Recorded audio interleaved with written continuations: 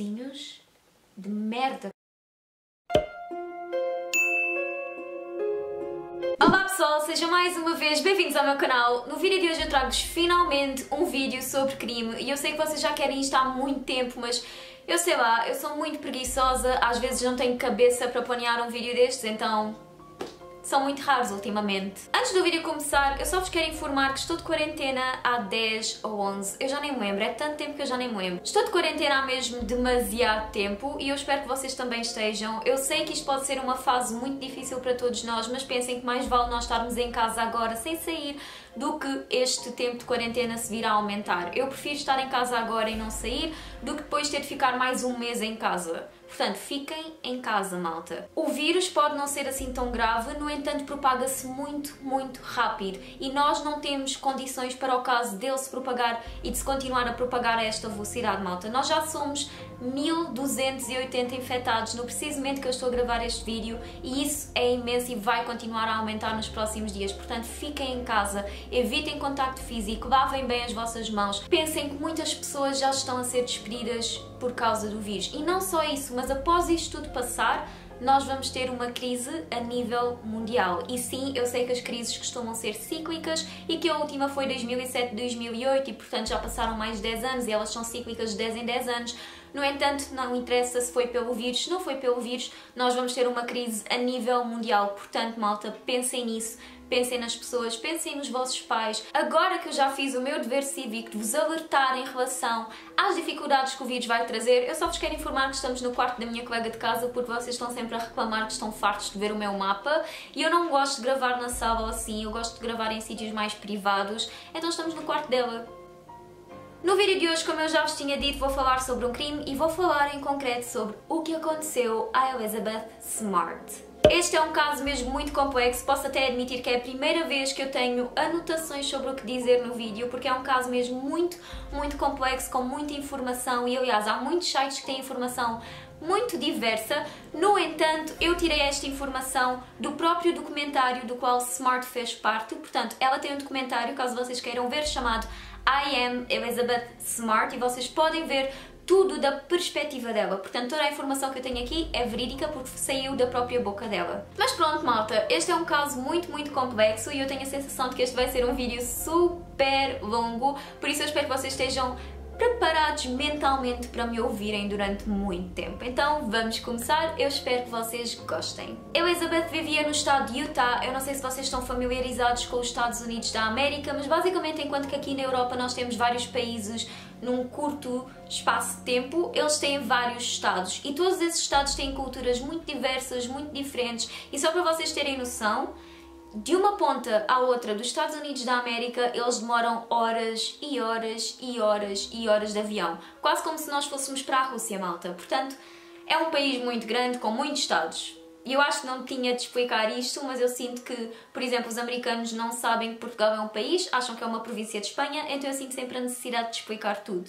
Como eu vos estava a dizer, Elizabeth vivia no estado de Utah, ela vivia na zona de Federal Heights, que fica em Salt Lake City, que é a capital do estado. Ela tinha apenas 14 anos e desapareceu a 5 de junho de 2002. Elizabeth foi raptada por um homem chamado Brian David Mitchell e este homem, ao longo do vídeo, vocês vão perceber que ele tinha muitos problemas, mas isso não é uma desculpa para aquilo que ele fazia. Ele tinha mesmo muitos problemas mentais. O homem era completamente louco e ele levava pessoas atrás dele. Portanto, ele não foi o único a raptar Elizabeth Smart. Ele foi o único sim a entrar no quarto dela. No entanto, depois, quando ela esteve em cativeiro, ele não era a única pessoa lá. Agora eu vou passar para explicar o rapto e como é que tudo aconteceu. Basicamente, Elizabeth estava a dormir e ao seu lado estava a sua irmã mais nova, que tinha apenas 9 anos na altura, e essa irmã chamava-se Mary Catherine. Esta menina, vocês mais para a frente vão perceber que foi muito importante para a resolução do caso. Ela foi mesmo muito inteligente, apesar de ao início a informação que ela deu não ter sido completamente correta, mais para a frente, devido à sua ajuda, é que conseguiram encontrar o raptor de Smart. Elizabeth estava apenas a dormir na sua cama, portanto isto aconteceu de noite e ela foi raptada da sua própria casa, do seu próprio quarto. O que aconteceu foi que Mitchell invadiu a vivenda, a moradia onde eles viviam, e depois disso ele dirigiu-se ao quarto de Elizabeth. Enquanto Elizabeth não acordava, Mitchell estava sempre a repetir que tinha uma faca ao pescoço dela, que se ela fizesse o único barulho que fosse, matava tanto a ela como também a sua irmã, que estava deitada mesmo ao lado. Elizabeth, quando acordou, ele voltou a repetir mais uma vez para ela não fazer nenhum barulho e que tinha uma faca apontada ao pescoço, e depois instruiu Elizabeth para se ir calçar. Portanto, ela ainda estava de pijama, ele mandou a calçar, o que queria dizer que eles obviamente iam sair.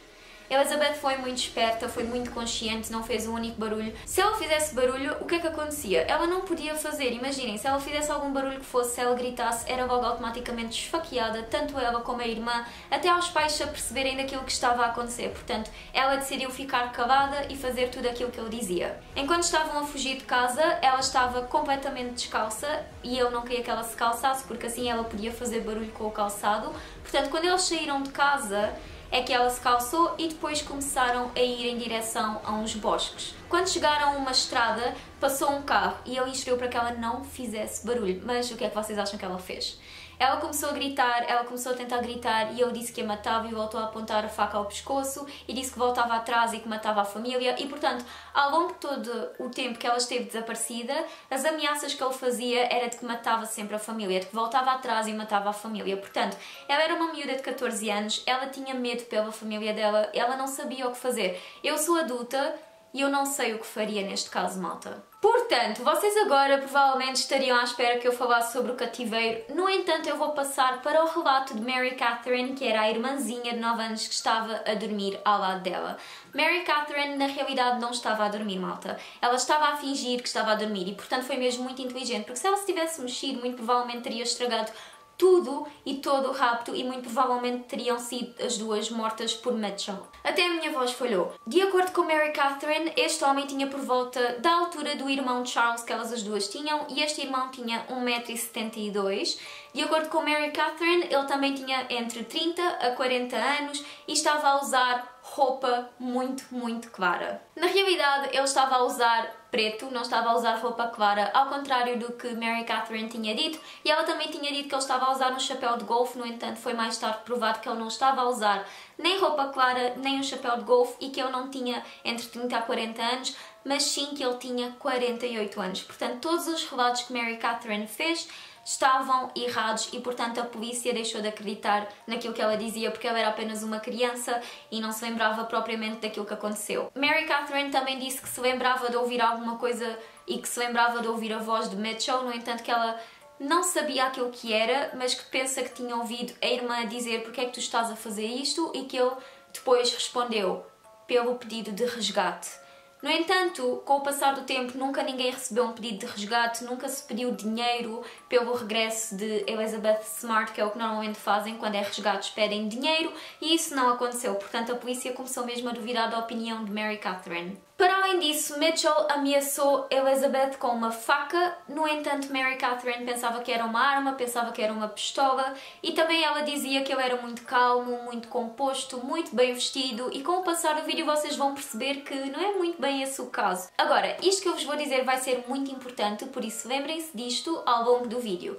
Mary Catherine disse que a voz de Mitchell lhe era muito familiar. Ela diz que não sabia de onde, não sabia porquê, mas ela disse que tinha quase a certeza de que se lembrava daquela voz. No entanto, a este ponto, devido a todas as informações erradas que ela já tinha dado à polícia, é óbvio que eles já não estavam a acreditar em nada do que ela disse. Mas, acreditem, isto vai ser muito importante, malta.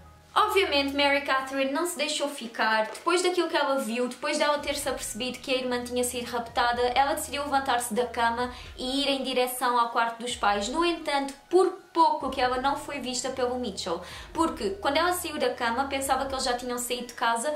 No entanto, quando ela saiu do quarto de Smart, ou seja, de Elizabeth, eles ainda estavam no corredor em frente ao quarto dos irmãos delas. Portanto, ela por pouco que não foi vista, voltou para a cama, ficou lá deitada cerca de 2 horas e por volta das 4 da manhã foi alertar aos pais em relação àquilo que ela tinha visto. No entanto, os pais não acreditaram nela até quando chegou manhã e perceberam que Elizabeth não estava em casa e que uma das janelas de casa estava partida. Agora, em vez de continuar a falar sobre o rapto, eu vou falar-vos sobre a vida dos raptores E isto é muito importante porque vocês precisam ter assim um género de background, precisam de saber por que raio é que eles fariam isto, se eles tinham alguns problemas psicológicos, bem que o facto de terem problemas psicológicos não é desculpa para andarem a fazer isto às pessoas, não é? Mas eu acho que é muito importante termos sempre assim, um cheirinho daquilo que era a vida deles antes de fazerem aquilo que fizeram. Brian David Mitchell nasceu a 18 de outubro de 1953 em Salt Lake City, portanto, como eu já vos disse, na altura em que ele raptou Elizabeth Smart, ele tinha apenas como quem diz, ele tinha 48 anos, já era um homem. Ele foi o terceiro de 6 filhos de uma família mormon. A sua mãe era professora e o pai era assistente social, portanto tinha tudo para ser uma família normal, até chegar ao facto de que, à medida que Mitchell foi crescendo, o pai lhe mostrava vídeos pornográficos, lhe mostrava revistas pornográficas de forma a que ele aprendesse sobre relações sexuais e não só isso, mas para Mitchell aprender sobre como ser independente e como aprender a ser independente, o pai conduzia até sítios muito remotos de Salt Lake City, como bosques ou coisas assim, deixava Mitchell lá, depois conduzia de volta para casa e esperava até o filho chegar a casa, ou seja, para ensinar o filho a ser independente, ele deixava-o em sítios completamente estranhos, que era para depois ele descobrir o caminho até casa.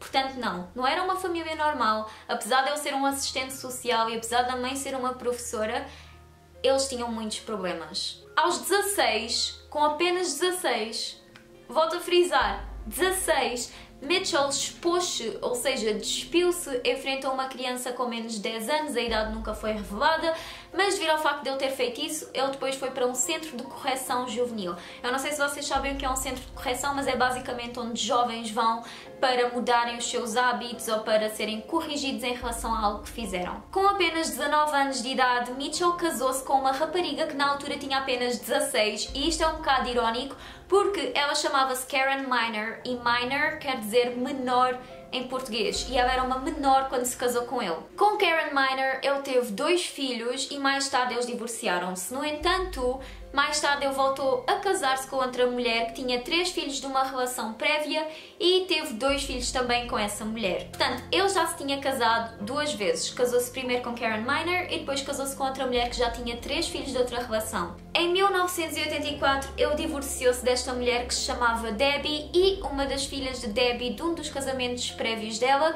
disse que Mitchell abusava sexualmente dela e que abusou durante 4 anos. No dia em que o divórcio foi finalizado, Mitchell casou-se com outra mulher chamada Wanda Barzee, e Wanda Barzee na altura tinha 40 anos e já tinha 6 filhos. Portanto, ele tinha 4 filhos, Wanda Barzee tinha 6. No entanto, ela não se dava bem com os seus 6 filhos e eles até chegavam a descrever a própria mãe como louca, como um monstro, como maluca. Portanto, vocês podem imaginar o quão má era a relação que ela tinha com os próprios filhos. Depois disto, Mitchell começou a chamar-se ele próprio como Emmanuel, porque ele achava que era um discípulo de Deus e que estava na Terra para fazer aquilo que Deus mandava, e ele assumia que ouvia Deus e que Deus falava com ele, e por isso ele foi expulso da igreja. E também Wanda Barzee, que era a atual mulher dele, ela começou a chamar-se por Hepzibah. Portanto, ele começou a chamar-se por Emmanuel e ela por Hepzibah. Agora sim que vocês já sabem mais sobre os nossos raptores, eu vou falar-vos sobre o cativeiro de Smart.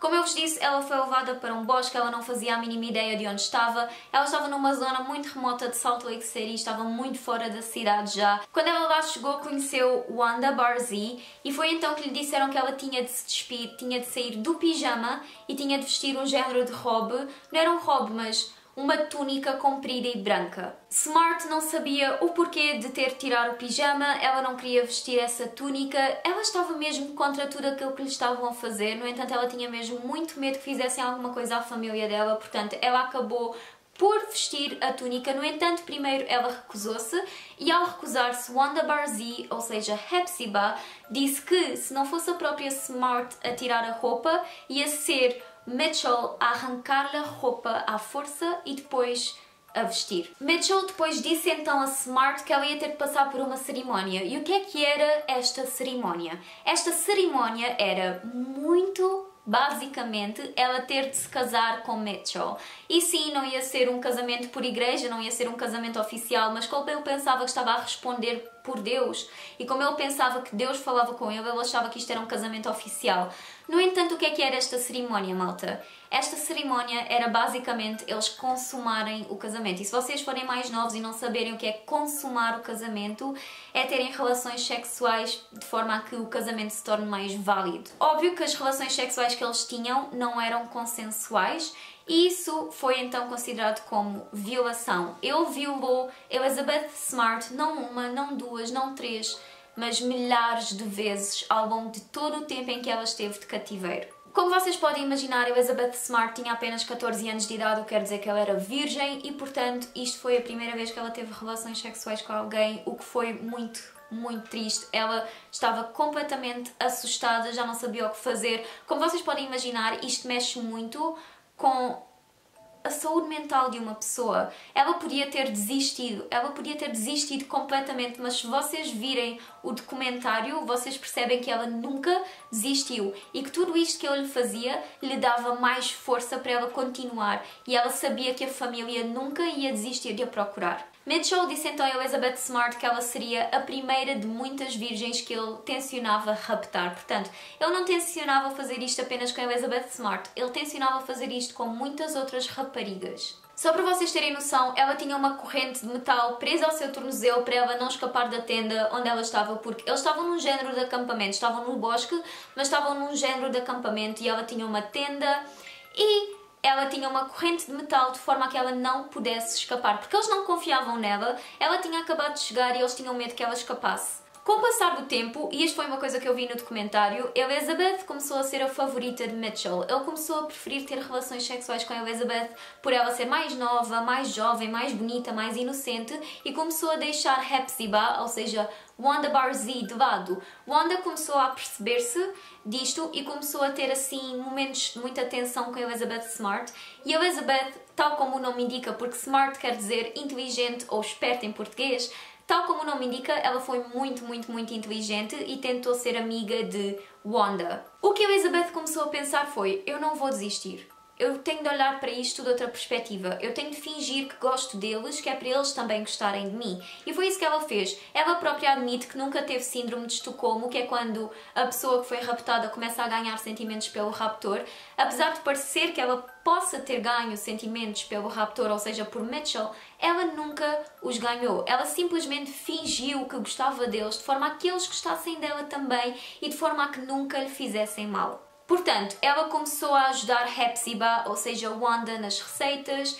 Ela começou a tentar ajudar Mitchell nas coisas que ele fazia. Ela começou a rezar antes de todas as refeições. Aliás, só para vocês terem noção, se ela não rezasse antes das refeições, era posta de castigo e não comia nada. Ia para dentro da tenda com a corrente de metal presa ao tornozelo e não comia nada. Portanto, ela tinha de rezar antes das refeições. Ao início ela não o fazia porque estava assim meio rebelde em relação ao que lhe tinha acontecido, mas com o passar do tempo ela começou a perceber-se que mais valia eles gostarem dela do que propriamente odiá-la. Portanto, ela começou a fazer tudo muito certinho, até que chegou uma altura em que eles lhe tiraram a corrente porque começaram a confiar nela. Vocês devem estar a questionar como é que eles se alimentavam se estavam sempre no acampamento. No entanto, eles não estavam sempre no acampamento. Aliás, Wanda e Elizabeth estavam sempre no acampamento, no entanto Mitchell saía para ir comprar mantimentos. Mas eles não tinham dinheiro, certo? Então como é que ele comprava esses mantimentos?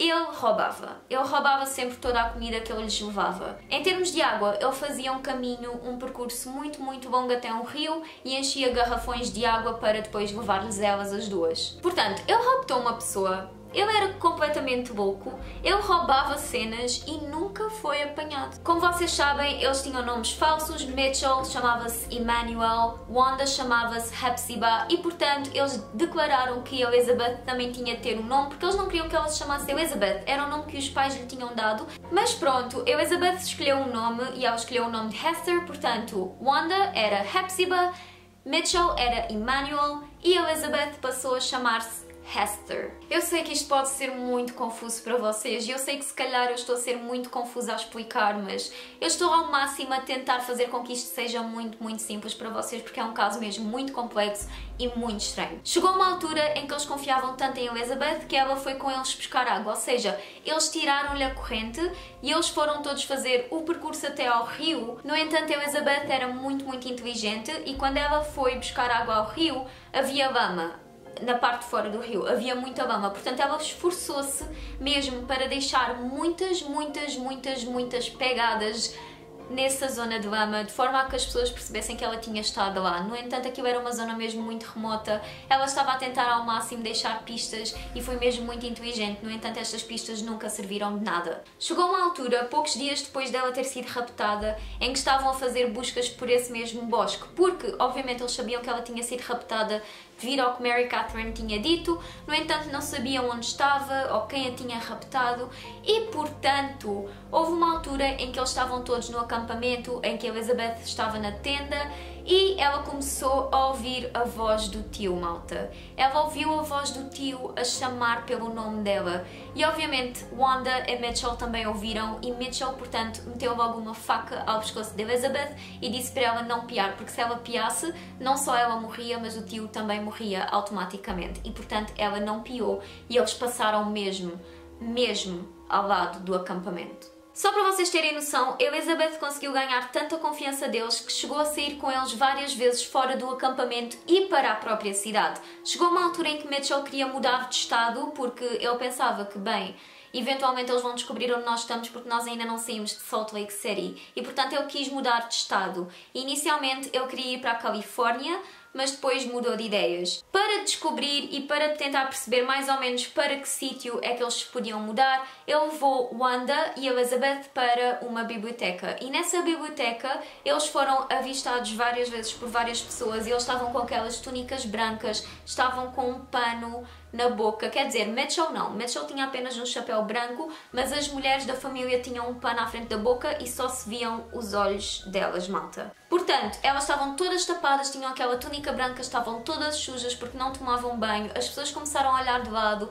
e ela estava sempre a tentar olhar nos olhos das pessoas e as pessoas sentiam-se muito observadas, mas ela estava a fazer isso que era para ver se as pessoas reconheciam os olhos dela e viam que ela era Elizabeth Smart, mas as pessoas nunca chegaram lá. Até que um funcionário da biblioteca achou estranho toda aquela família estar lá e, portanto, ligou para a polícia. Até que apareceu um detetive e o detetive abordou-os e disse para a jovem tirar a máscara. O que é que Mitchell fez? Mitchell agarrou as pernas de Elizabeth Smart de forma a que ela não falasse, de forma a que ela não fizesse barulho. Ela obviamente percebeu o porquê dele estar a agarrar as pernas e depois disso ele disse que ela não podia tirar o pano de frente da boca porque era contra a religião. E o que é que o detetive fez?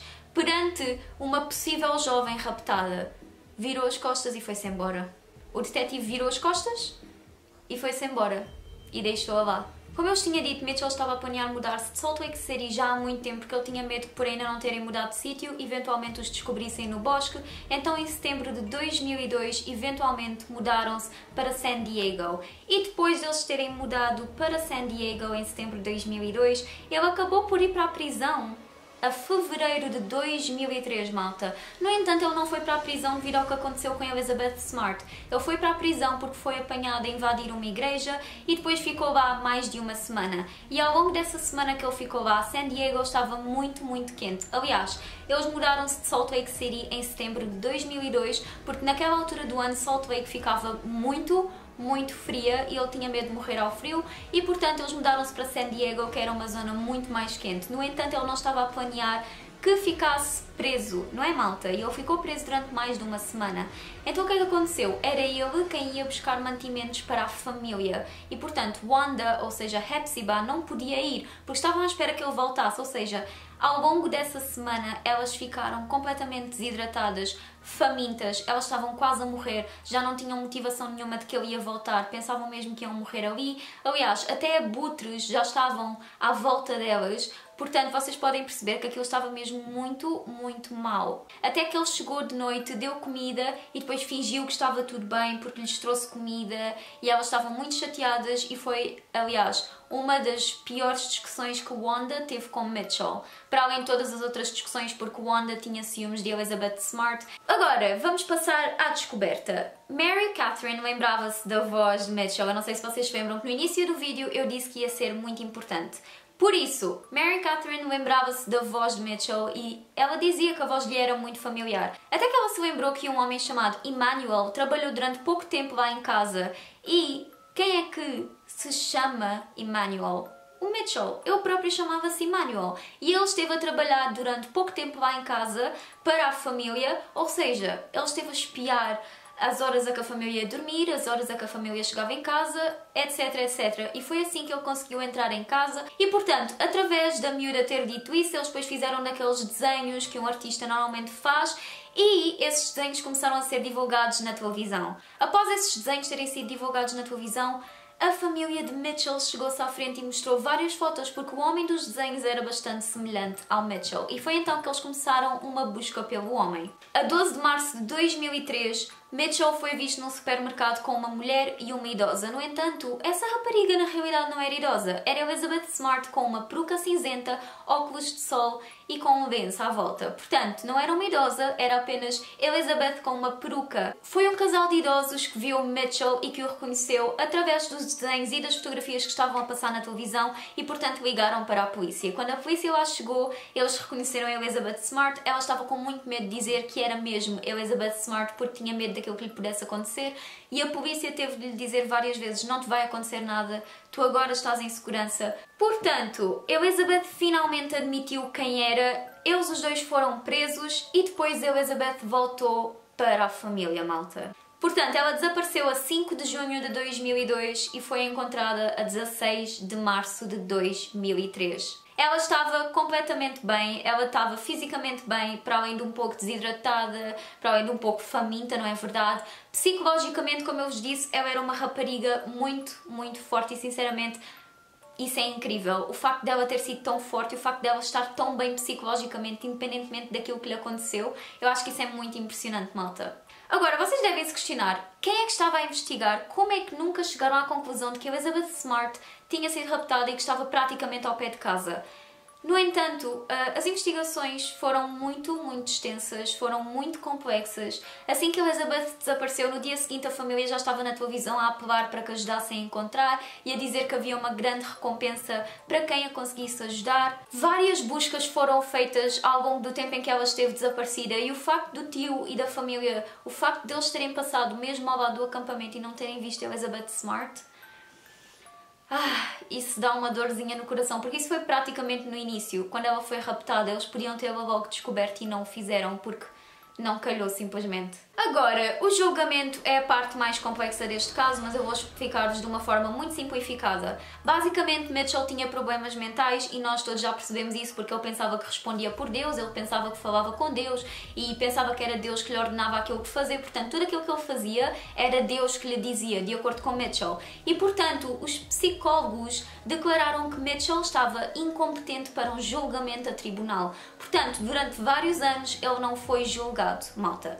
E durante os anos ele fez vários testes e dava sempre como ele estava incompetente porque ele era completamente louco. Wanda Barzee foi logo sentenciada a 15 anos de prisão por ter ajudado Mitchell a raptar Elizabeth Smart. Só para vocês terem noção, devido à suposta má condição psicológica e mental de Mitchell, demorou 8 anos até ele ser julgado em tribunal. Portanto, 8 anos desde que Elizabeth foi encontrada até ele ser julgado. 8 anos. Isso é imenso. O julgamento começou a 8 de novembro de 2018 e ele foi culpado por todos os crimes que cometeu. No entanto, eles declararam que ele estava louco na altura em que ele fez isto a Elizabeth Smart, mas mesmo assim ele foi sentenciado a prisão perpétua sem liberdade condicional. Ele ainda hoje continua na prisão, vai continuar até ao final da vida dele, apesar de ser declarado como legalmente um boco. Elizabeth desde então tornou-se ativista, ela dá muito dinheiro para causas que ajudem